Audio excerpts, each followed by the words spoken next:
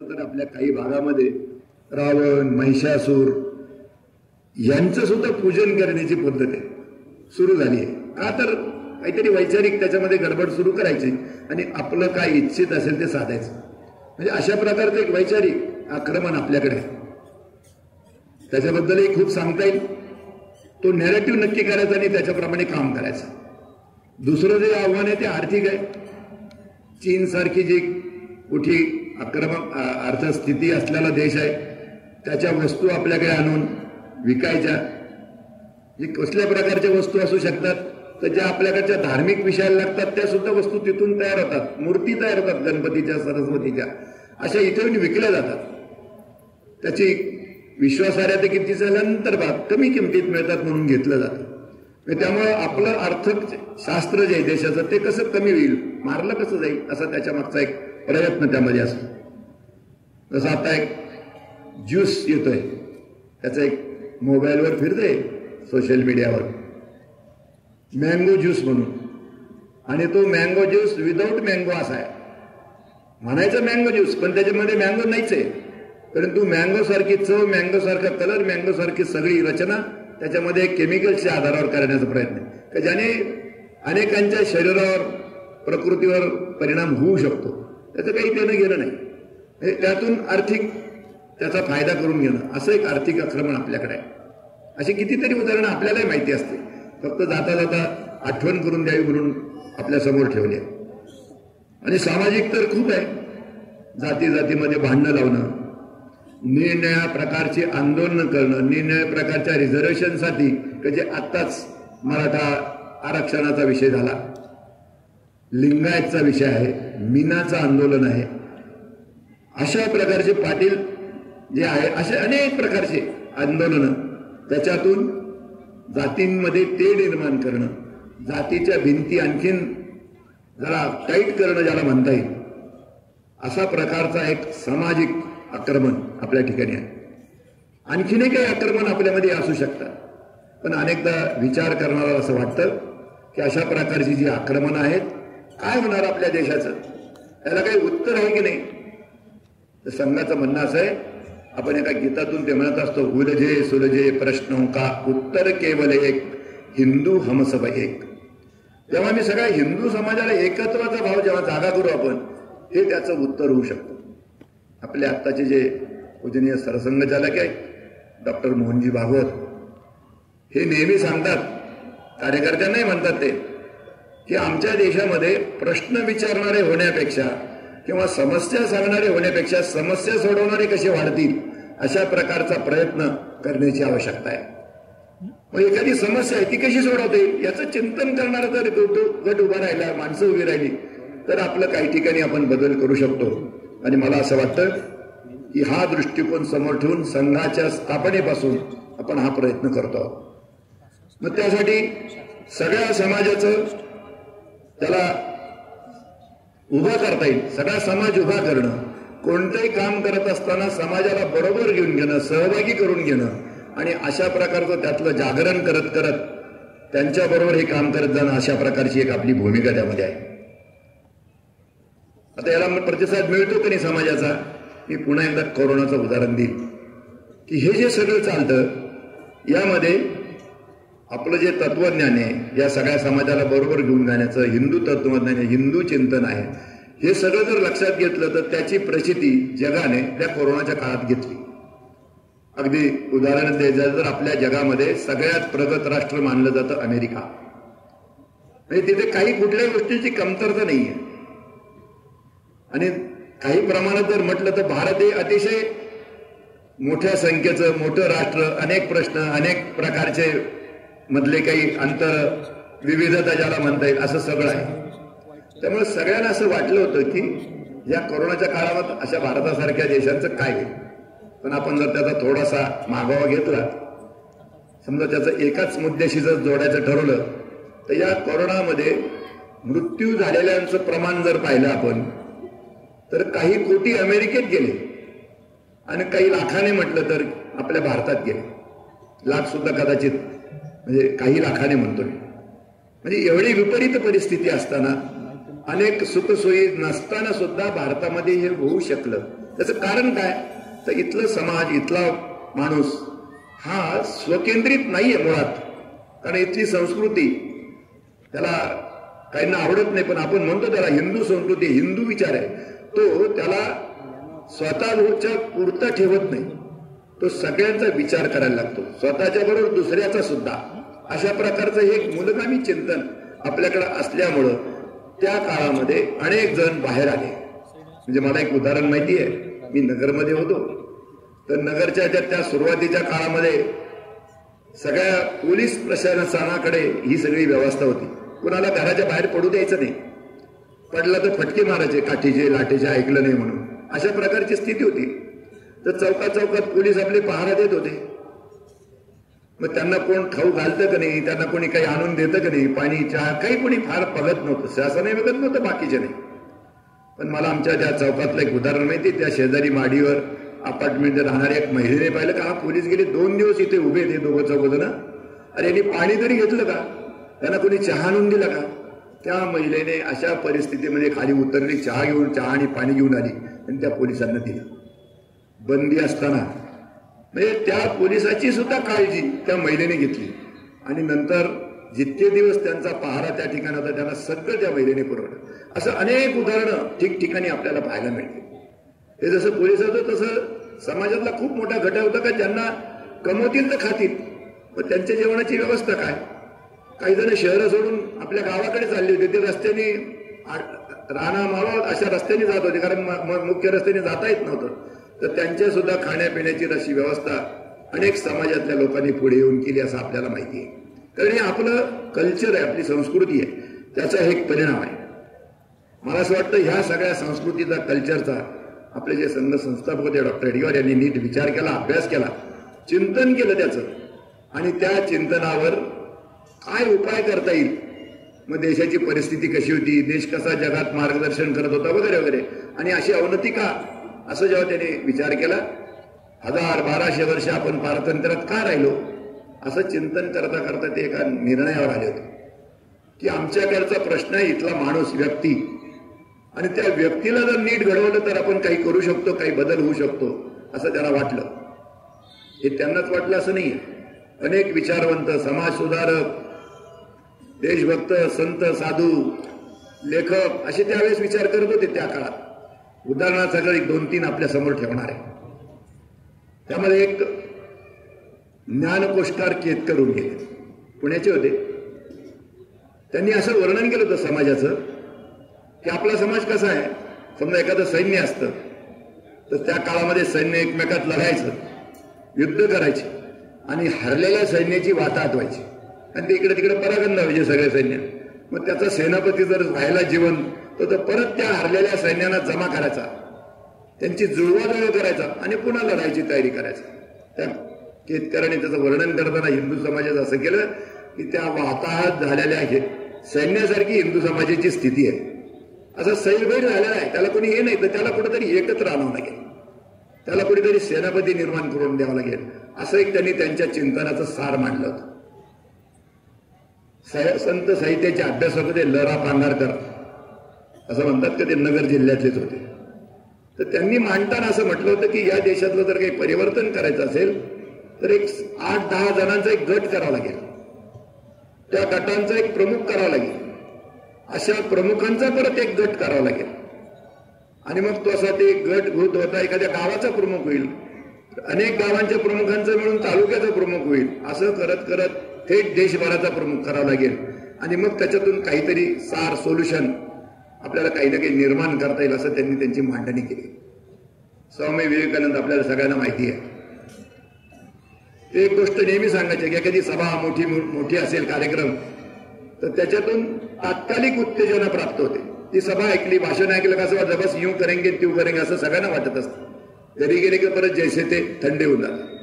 तर त्यांनी असं म्हटलं होतं की असं करण्यापेक्षा एक 5-25 जणांना एखाद्या खोलीत बसवा, त्यांच्या समोर काही मांडणी करा, आपल्या मनातलं त्यांच्या मनामध्ये संक्रमित करा, हे हृदयची ते हृदयी टाका, आणि मग त्याच्यातून जे तयार होतील त्यांच्या आधारावर आपण काहीतरी करू शकतो.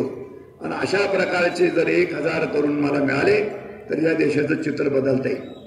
पण शेवटी जाताना ते असं म्हटले 1000 तरुण मागण्यापेक्षा मीच जर तयारी केली असते तर जास्त हे लवकर होऊ शकलं असतं. परंतु त्यांना फार मोठं आयुष्य मिळालं नाही. 40-41 वर्षाचं आयुष्य मिळालं. अजून एक योगी अरविंद होऊन गेले. ते योगी अरविंद असे क्रांतिकारकांचे आदर्श म्हटलं जातं. त्या योगी अरविंदांच्या आई वडिलांनी प्रामुख्याने त्याने भारतीय याच्यात राहू नये म्हणून परदेशात त्याला शिकायला पाठवलं. परंतु त्यांचं आतलं मन त्यांना काही स्थिर बसू देत नव्हते. परदेशातून परत इथे आले आणि मग इथे काही काम करायला लागले. आध्यात्मिक अशा प्रकारचं त्यांचं एक स्थान होतं. तर ते नेहमी सांगायचे अशा प्रकारच्या व्यक्ती आपल्याला विभूती, त्याला शब्द वापरायचे, निर्माण करावे लागतील तर ज्यांच्याकडे पाहिल्यानंतर तशा प्रकारचं काम आपण करावं. आत्ताच्या परिभाषेत म्हणायचं झालं तर आयकॉन, अशा प्रकारचे आयकॉन उभे करावे लागतील ठिकठिकाणी. त्या आयकॉनांच्या आधारावर त्याच्याकडे पाहून बाकीचे सगळेजण काम करतील असं त्यांनी मान्य केलं. असं अनेकांनी, असंख्य लोकांनी अशा प्रकारचं चिंतन केलं. मला असं वाटतं की डॉक्टरांनी सुद्धा हे सगळं वाचलं असेल आणि त्या वाचण्यातून त्यांनाही वाटलं असेल असं की ते करावं. मी तुलना करत नाही, परंतु डॉक्टरांनी हे सगळ्यांनी जे मांडलंय हे कसं अंमलात आणता येईल याच्या प्रकारचं एक चिंतनात त्याच्यात भर घातली. आणि त्याला आपण आत्ताची ही संघाची शाखा, संघ, हिंदूंचं संघटन असं काहीतरी केल्याशिवाय होणार नाही अशा प्रकारचा एक विचार समोर आला आणि त्यांनी त्याची सुरुवात केली. ही सुरुवात करत असताना डॉक्टर अनेक प्रकारच्या चळवळीत होते. काँग्रेसच्या मध्ये कार्यकर्ते होते. अनुशीलन समितीची क्रांतिकाराची संघटना होती क्रांतिकारकांची, त्याच्यात होते. अनेक प्रकारचे सत्याग्रह आंदोलन झाले, त्याच्यात ते हिरिरीने भाग घेत होते. म्हणजे सगळे याच्यात होते. तेव्हा त्यांच्या लक्षात आलं की हे सगळे उपाय वरवरचे, आपल्याला काहीतरी मूलगामी करावं लागेल. मग त्यांनी या सगळ्यातून निवृत्ती घेतली एका अर्थाने आणि संघाचं जे काही हिंदू समाजाच्या संघटनेचं काम सुरू केलं. तर हे जे चिंतन होतं त्यांनी अनेकांची शेअर केलं. त्यांचे जे सहकारी त्या काळात असतील त्यांच्याशी ते चर्चा करत होते की मला असं वाटतं की हे सगळे तात्कालिक उपाय, आपल्याला असं काहीतरी करावं लागेल. सुभाषचंद्र बोसांची त्यांची भेट झाली. त्यांनी सुभाषचंद्र बोसांना त्यावेळेस म्हटलं, आणि त्यांच्या ओळखी खूप होत्या काँग्रेसमध्ये काम करत असल्यामुळं, की मला असं वाटतं की या सगळ्या देशामध्ये हिंदूंची संघटना उभी केल्याशिवाय इथलं काही हे सगळं सूत्र सापडणार नाही असं त्यांनी मांडलं. सुभाषचंद्र बोस त्यांना म्हटले की तुझं चिंतन बरोबर आहे, परंतु म्हणजे खूप अवघड काम आहे. आणि नुसतं अवघड काम आहे एवढं म्हणून थांबले नाही. त्यांनी त्याला उपमा देताना असं म्हटलं की जिवंत बेडकांचं वजन करणं सोपं आहे, पण 4 हिंदूंना एकत्र आणणं अवघड आहे. इतकं अवघड काम आहे. हे 4 हिंदू फक्त एकाच वेळेला एकत्र येतात का 5वा त्यांच्या खांद्यावर असतो, एका दिशेला जातात, असं त्यांनी त्याचं वर्णन केलं. पण डॉक्टर त्यांच्या विचारावर ठाम होते. असं जरी असलं तरी मी असं ठरवलं की या अशा हिंदू समाजाचं, हा जो या देशातला मोठ्या संख्येने पुत्रवत समाज परंपरेने चालत आलेला आहे, ती परंपरा, संस्कृती सगळं काही मानणार आहे, त्या समाजाचं संघटन करायचं. आणि आपल्या लक्षात असेल तर त्यांनी ते 1925 साली संघाचं काम प्रत्यक्षात सुरू केलं आणि ते अंमलात आणण्याची जी प्रक्रिया ती त्यांनी उभी केली. त्याच्यासाठी त्यांनी जे काही तंत्र मांडलं, मंत्र आणि तंत्र आपल्याला दिला. एक कृष्ण मेनन म्हणून एक कम्युनिस्ट खासदार होऊन गेले. त्यांनी एक वर्णन मधल्या काळात केलेलं होतं. फक्त जाता जाता आठवण म्हणून सांगतो. वर्णन असं होतं की त्यांनी असं मांडलं की हे जे डॉक्टर हेडगेवार संघाचे संस्थापक हे किती साली गेले, दिवंगत झाले असं काही जणांना विचारलं. त्यांनी सांगितलं 1940 साली झाले. त्याच्यानंतर नेहरू आपल्याकडचे पंतप्रधान होते, पंडित जवाहरलाल नेहरू, हे त्यांच्यानंतर 24 वर्षांनी गेले. म्हणजे नेहरूंच्या अगोदर डॉक्टर 24 वर्ष या देहत्याग केला. त्याने पुढे असं जाऊन म्हटलं तर नेहरू हे विश्व नेते होते, म्हणजे जगात त्यांना मान्यता एका अर्थाने होती. डॉक्टरांना मानणारे अशी किती होते त्या काळात? तर त्यावेळेस मध्य भारत, सेंट्रल प्रॉव्हिन्स, हे त्यांचं म्हणणं असं होतं की त्या काळात त्या भागात त्यांना जरा अधिक परिचित असतील, बाकीच्या ठिकाणी कमी असतील, असं त्यांनी त्यांचं वर्णन केलं. परंतु जेव्हा त्यांनी त्याचं पुढचं वर्णन करताना असं म्हटलं की एवढ्या वर्षानंतर, नेहरू गेल्यानंतर जेव्हा आज आपण त्याच्याकडे बघतो त्यावेळेस जे फॉलोअर्स आहे, म्हणजे डॉक्टरांना मानणारे समर्थक ज्याला म्हणून, आणि नेहरूंना मानणारे, त्याचा खूप मोठा फरक यामध्ये आहे.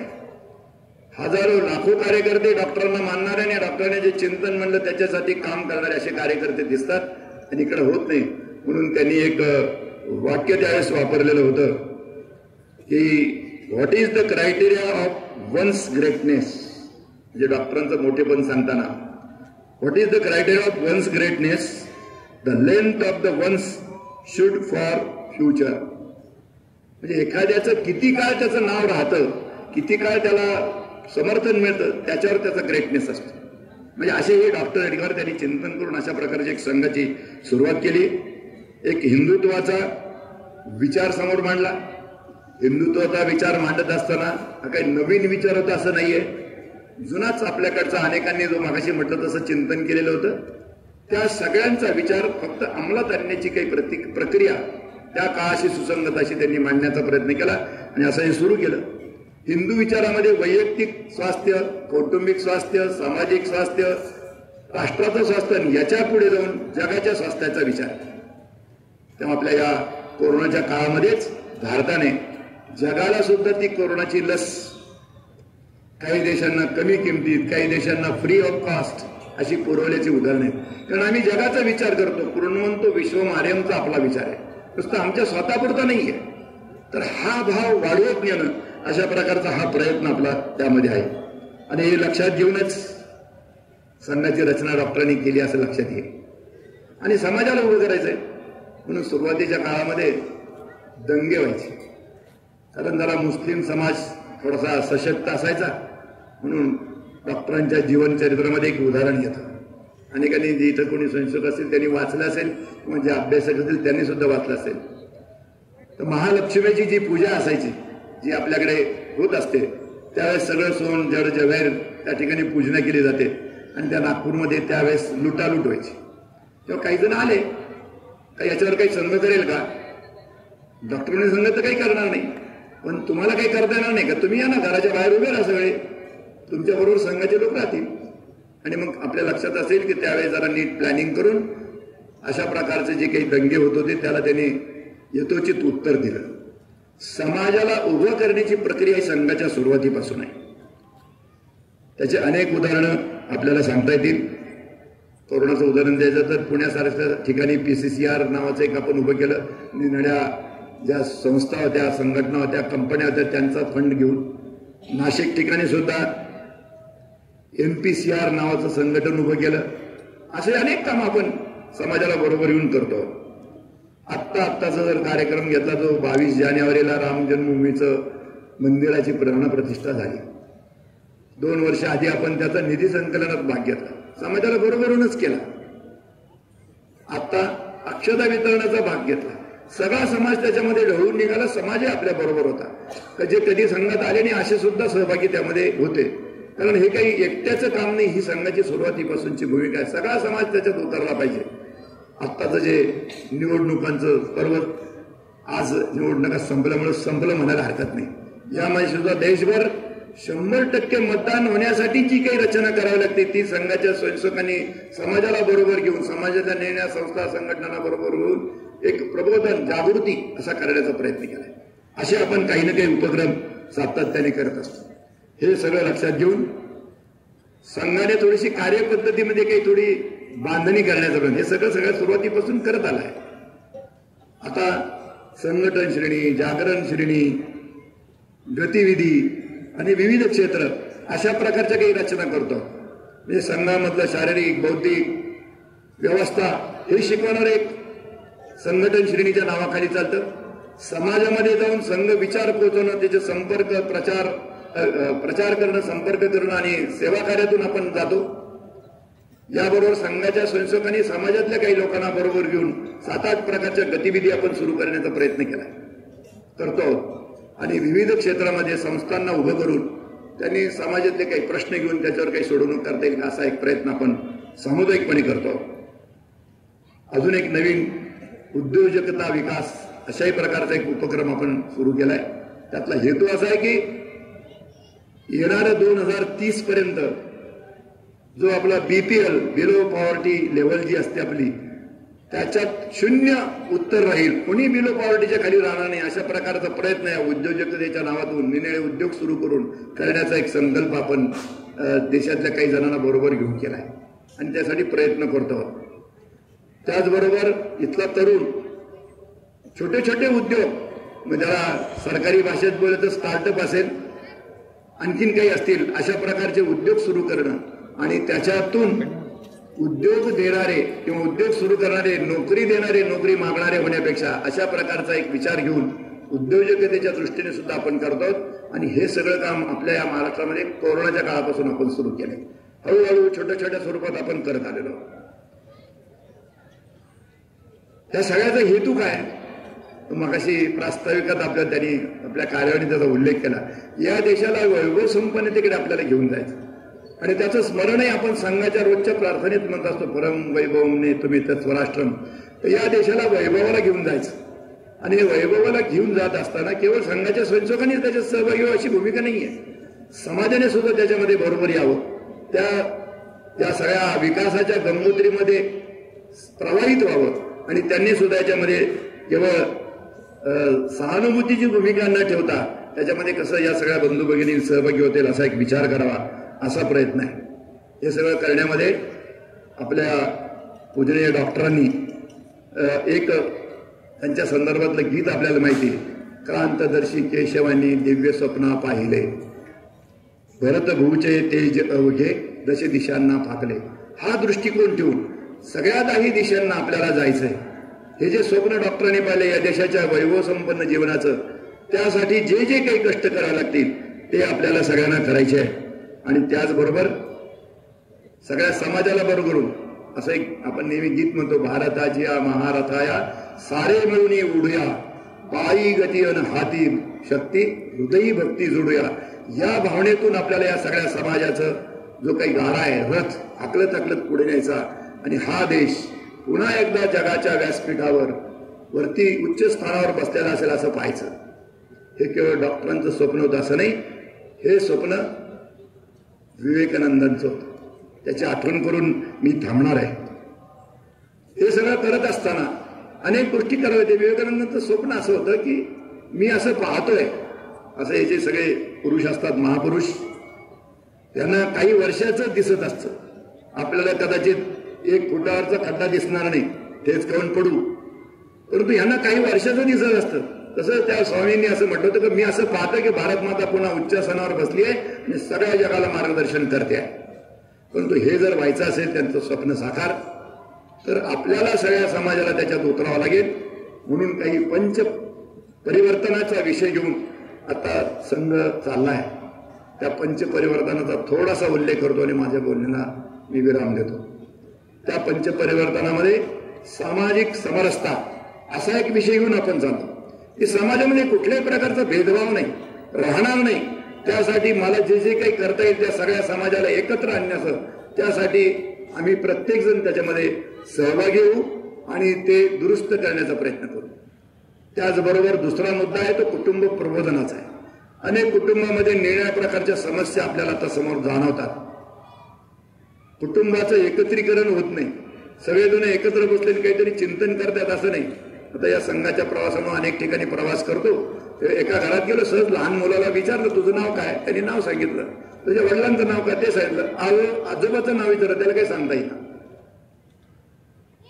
त्याच्या वडिलांना मी त्याच्या पंजोबाचं म्हणजे वडिलांच्या आजोबाचं नाव विचारलं, त्यांना सांगता नाही आलं. म्हणजे अशा प्रकारची स्थिती आम्ही कोणत्या परंपरेत लावतो हे सुद्धा त्या घरातल्या लोकांना माहिती नाही. म्हणजे कुटुंब व्यवस्था आपली ज्याचं वैशिष्ट्य आहे हिंदू संस्कृतीतलं की हिंदू जीवन पद्धतीचं ते बदलत चाललंय. तर ते सुद्धा दुरुस्त करण्याची प्रक्रिया, मग त्या कुटुंबाला कसं एकत्र बदलत्या परिस्थितीत काय काय करू शकतो आपण असा एक विचार त्या म्हटला आहे. तिसरा आहे पर्यावरणाचा. तो तर आपण बघतोच आहे. कोरोनाच्या काळात पर्यावरण सगळं कसं स्थिरस्थार व्हायला लागलं होतं, पुन्हा जैसे ते झालं. म्हणून आता इथे जे 2-3 प्रयोग आपल्याला सांगितले, सीडबॉलचे आणि इथलं जे काही निर्माल्य आहे जेवणातलं जे राहिलेलं आहे त्याचं कंपोस्टिंग करणं, तसं पर्यावरणामध्ये पेड, पाणी आणि प्लास्टिक या 3 मुद्द्यांना घेऊन आपण काम करतो. मग त्यामध्ये काय काय करता येईल तर ज्याने या सगळ्यांना आपल्याला काहीतरी सांभाळता येईल का, पर्यावरण दुरुस्त करता येईल का, असा एक प्रकार आहे. हा काही फक्त संघाच्या स्वयंसेवकांचा विषय नाही, सगळ्या समाजाच्या फायद्याचा, हिताचा आणि निश्चितपणे उपयोगाचा विषय आणि त्यांनाही सहभागी होण्याचा आहे. असं हे एक दुसरं आहे. आणि चौथा जो मुद्दा आहे तो स्वत्वाचं जागरण. आमचं स्वतःचं काही स्वभाषा आहे, स्वदेशी आहे, स्वकर्तृत्व असं जे जे काही असेल स्वशी जोडलेलं स्वदेशी असं सगळ्यांचा वापर, सगळ्यांचा उपयोग असा त्यांनी आपल्या जीवनात जर केला तर अनेक गोष्टी आपल्याला दुरुस्त झालेल्या पाहायला मिळतील काही वर्षानंतर. कदाचित आत्ताची काही पिढी त्यांना पाहायला मिळणार नाही, पण पुढच्या पिढीला हे निश्चित पाहायला मिळेल. आणि 5वा मुद्दा जो आहे तो नागरिक शिष्टाचार. म्हणजे समाजात वावरत असताना प्रत्येकाचं काही ना काही कर्तव्य असतं. मग ते सिग्नलचं पाहायचं कधी तिथपर्यंत असेल तर गाडी रस्त्यावर लावताना कुठे लावावी, कशी लावावी वगैरे वगैरे अशा प्रकारचे एक 5 परिवर्तन ज्याला म्हणता येईल, पंचपरिवर्तन, याच्यामध्ये जर सगळ्या समाजाने सहभाग दिला तर मला असं वाटतं की या 5 सूत्राच्या आधारावर आणि संघाच्या स्वयंसेवकांच्या बाबतीत जो मंत्र आहे संघाची, हिंदू समाजाचं संघटन व्यक्ती निर्माणाचं आणि त्याचं जे तंत्र आहे ती आहे संघाची शाखा, ती कशी दृढ होता येईल अशा संघाच्या स्वयंसेवकांनी करण्याचा एक मार्ग आणि समाजाने बरोबर घेऊन करण्याचा मार्ग अशा पद्धतीने जर केलं तर मला असं वाटतं की विवेकानंदांनी जे आपल्या देशाचं स्वप्न पाहिलंय की पुन्हा एकदा जगाच्या याच्यावर भारत माता मार्गदर्शन करते, ते काही फार काळ दूर असेल असं मला वाटत नाही. ते आपल्याला सुद्धा कदाचित याची याची डोळा पाहायला मिळू शकतं. त्याच्या काही सिम्पटम्स आपल्याला आता दिसत आहेत. तर त्या दृष्टीने आपल्या सर्वांनी सहभाग द्यावा. मला या प्रसंगाने जे काही आपल्या समोर विषय मांडायचा होता तो आपल्या समोर मांडण्याचा प्रयत्न केला आहे. धन्यवाद.